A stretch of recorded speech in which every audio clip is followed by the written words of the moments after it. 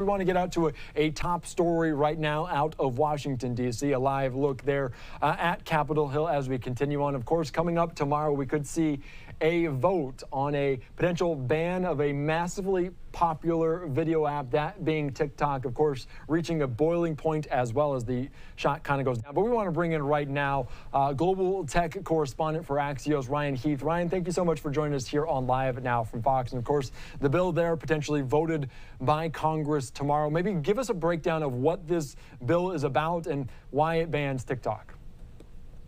So this bill is the latest maneuver in a years-long battle around what sort of influence the Chinese Communist Party has on TikTok, and then what sort of influence does that have on our young people who are the primary users of the app, and impacts on elections. And this new bill, which kind of came out of nowhere last week, is not actually seeking to outright ban TikTok as some of the past efforts have done. What it's saying is that TikTok would need to sell the app to an American interest within about 6 months. And if it failed to do that, app stores would not be allowed to carry the app anymore. So I think the goal of the bill isn't to tell people you can't use TikTok. It's to take the TikTok Americans use out of the hands of the Chinese Communist Party.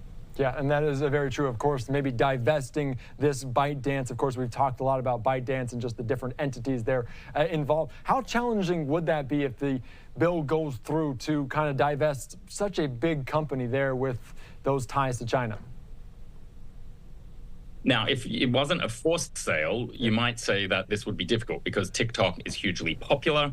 It's a money generator, so it would be very expensive to buy, and maybe no one would want to go out there and buy it, especially given the history. But in a fire sale, it's obviously going to happen cheaper, and you would think that ByteDance, the owner of TikTok, isn't going to want to leave the American market with $0 in its pockets. It's going to want to make something out of the investment that it's made. So the tension is around, can American interests get a good enough deal in order to bring those 170 million Americans into their orbit? And that's a pretty juicy prize. But at the same time, if you're Facebook and Meta and Instagram and that whole conglomeration of companies, you probably already have a lot of those users in your orbit. So that might change what you're willing to pay for it. If you're Elon Musk and you've blown up to some extent your company over at X, maybe this is your way out to get bigger and better. So I think there's no doubt that a buyer would be found.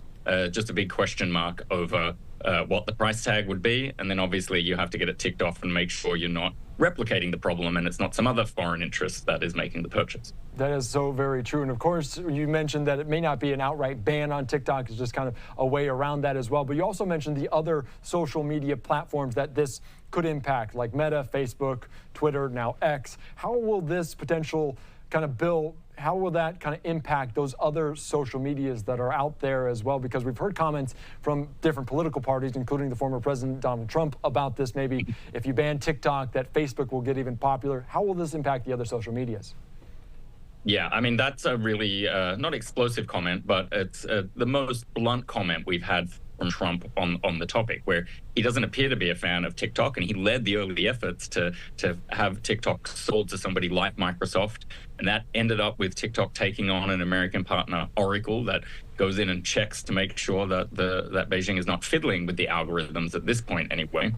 But he really sees Facebook and Meta as the bigger enemy. Clearly, that's what he said now.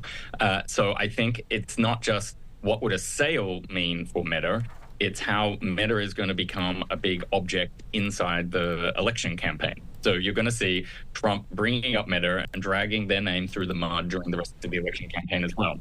That is so very true. And of course, leading into this, our news source kind of switched the feed from outside of Capitol Hill to this hearing. And I am now getting a report that this is Representative Garcia hosting TikTok creators to oppose this TikTok legislation. So the timing of this interview couldn't be better because there are lobbyists on both sides of it as well. And of course, there was a notification going out on TikTok about this to alert their users of this potential. How much have we seen on both sides, especially from TikTok and that notification, about this, trying to push their will from this bill and that advantages either way?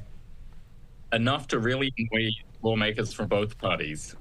So the TikTok CEO got a real dressing down today from some of those lawmakers who claimed that he was pushing outright falsehoods onto TikTok users and in the media about what the intent of this bill was. They're really angry that TikTok is describing it as an attempt to outright ban the app. And obviously that's in TikTok's interest because they want to get people ginned up and afraid of losing access to the app.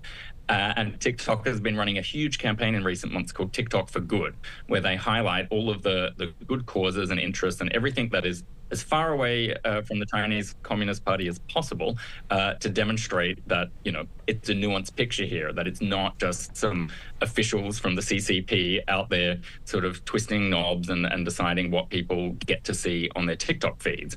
And so that is literally happening in the corridors of Congress right now, and it will keep happening until the minute before the vote.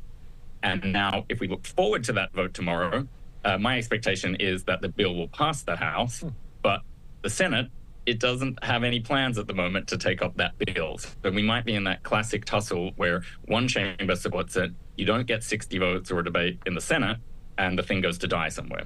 Yeah, that is so very true because obviously it's got to pass both of those chambers before it gets to President Biden's desk, and we won't even talk about that as of yet right now. But you also mentioned Congress, and it's moving through there as well. In terms of a precedent, this feels kind of very large and in a large scale around it. What kind of precedent might this set if it does pass the House and potentially passes the Senate? Is that something that concerns people as well? It's a tricky one because I think the momentum has been to say that big tech hasn't had enough oversight from Washington or even state regulators. So the debate is always moving in the direction now that big tech needs other checks and balances on it.